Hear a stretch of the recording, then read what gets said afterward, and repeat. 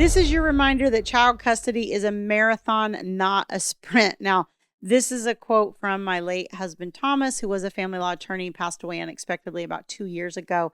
And this is something that he used to say over and over and over again. Custody is a marathon, not a sprint. In other words, if you try to just power through and you want it done and you want it over, usually you're going to get a worse outcome than if you are strategic, intentional, purposeful, and move through in a methodical, paced way. Usually that will result in a much better outcome, but it requires a whole lot more patience. So before we dive into this, let me just remind you, if you like this content and you find it helpful, don't forget to hit like on this video. Also subscribe to the channel so that you get notified as new videos are released. One of the things that I want to talk about in this video is I actually had a client this week who got a really good outcome in court.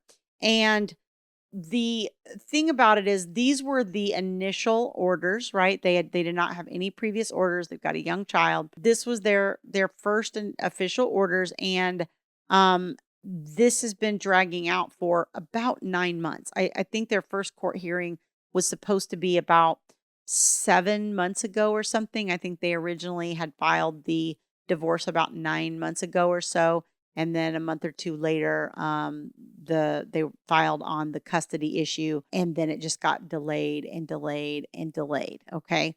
Now, here's one of the things is that because they didn't have orders, there wasn't anything enforceable. So every time that they had a disagreement about how long the child was staying here or there or whatever, it became a problem.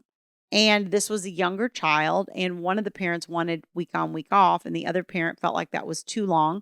And I tend to think that's true, that, what we see from the court, at least, I don't think it's necessarily true in every situation, but I think that the court does feel that that is too long for a child under the age of 5 to go without seeing one of their parents. That's just kind of the court's child development stance on it. Now, again, I don't necessarily personally agree with that. I can tell you that with my stepsons, we did do week on, week off when they were starting about 3 and 4 years old. And, but that was something that mom and dad reached agreement on. That wasn't something that was handed down from the court. If we'd been standing in front of the court, we probably would have gotten a 223 at that age. Okay.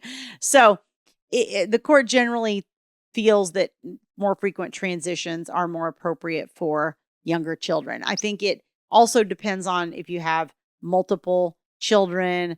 If you have an only child that's transitioning by themselves, I think that can be a little bit more challenging in the longer stretches.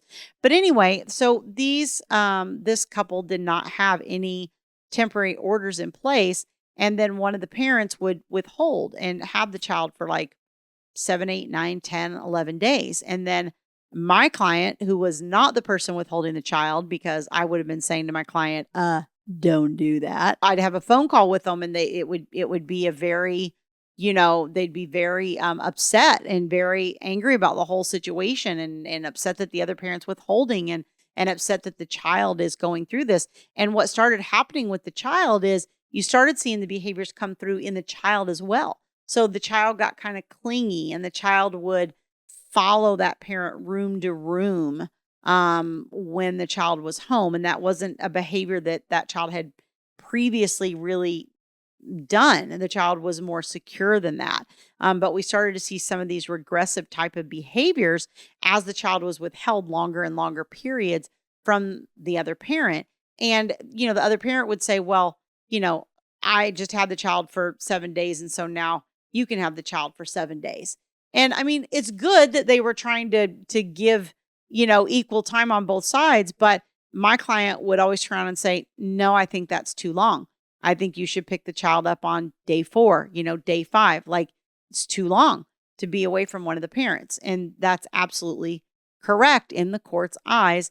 That is too long. And that's part of what was contributing to these other behaviors from the child. What happened is as this progressed, now remember, we're going through a 9-month period of this happening, and it happened over and over again. It happened on 4 or 5 different occasions.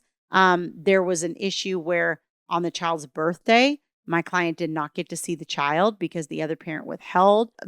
Father's day, became an issue. The other parent didn't want to, was like, well, you're not getting them for that holiday, and it's like, what? Like, what? Mother's Day and Father's Day are like no brainers. Like, obviously, the kid is with either mom or dad on that holiday. So the fact that that parent did not honor that or have any respect for that was also an issue for the court. I'm telling you all this so that you can see the chaos that was created for my client of just over and over and over. And then in the meantime, remember, we're having delays in court. I say we, but I'm not in court with the client. The client has an attorney, but I'm picking up the pieces when the client's crushed because the court case is continuing to go on. So, we have this point where it's continued and, the other parents had the kid for 10 days. And it's like, well, the other parents had the kid for 10 days and now court's continued. So how long am I going to have to go on with this? And I think it was continued out like 2 months, and then it was continued again, and then it was continued again. So it took several months to come to that point. And honestly, by the time that my client got in front of the court, there had been a buildup of so many patterns of behavior that the court just saw straight through everything. And I know I've been talking about this a lot in the recent videos about just like having patience and utilizing the leverage of time, like the patience to wait and let things unfold. But it is really, really huge.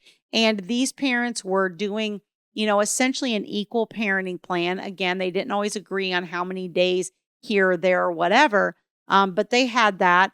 My client had enrolled the child in school near them. The other parent went and enrolled them in a school near them. The child was going to 2 different schools. All these different things that were all about, oh, everything's got to be like exactly equal. Everything's got to be, you can't participate in these things during my time, but I can participate in whatever I want on your time. Like all these little things that were just completely unfair and completely unjustifiable. And honestly, if the other parent had been my client, I would have been saying to them, you need to knock that off because you're going to lose your case. And guess what happened? This parent went into court and my client got more parenting time, got the primary custody and got final decision making on legal. So, and this was people that had started out with of their own agreement, having equal parenting time and sharing in the legal custody. So this person's behavior really did work against them in a very bad way. And one of the things that the judge said in this case is the judge noticed my client's way of dealing with the other parent in the communication. So the other parent was very attacking, a lot of vitriol, a lot of nastiness, and my client just never responded to that and would always say, okay, well, I can pick up at this time, or I can do this, or I can do that, or, I'm not bringing the child back for 7 days. It would be like, well, okay, I don't think that's good for the child, and I don't agree with that. But if that's what you're going to do, please let me know, when you plan on transitioning the child or bringing the child back or whatever. So like putting in there that like, hey, I'm not okay with this. I don't think it's good. I don't agree. But also just being reasonable and recognizing that like, I can't control this. I can't control the other person. And was it bad in the interim? Yeah, it was a lot of chaos, a lot of stress, a lot of heartache, a lot of time away from the child and all those kinds of things. But what it resulted in is this great outcome in court that actually got my client primary physical custody and final decision making on legal. So I say all that to say patience is really the key in this. It really, really is. If you have a parent on the other side who is really behaving that poorly, the best thing you can do is just wait them out. Just wait them out. You'll get the upper hand if you can have the patience to do that. All right. So if you'd like more help learning how to do that, learning how to manage your emotions and keep control of all that good kind of stuff, you can go to divorceuniversityonline.com/VIP-coaching. There's information on that page on my group coaching programs for moms and for dads. And there's also information on my premium VIP one-on-one coaching services. If you have a little bit more complicated case, or you just feel like you really want kind of that hands-on guidance throughout this process, that might be the better option for you. So thanks for joining me, and I'll see you guys next time.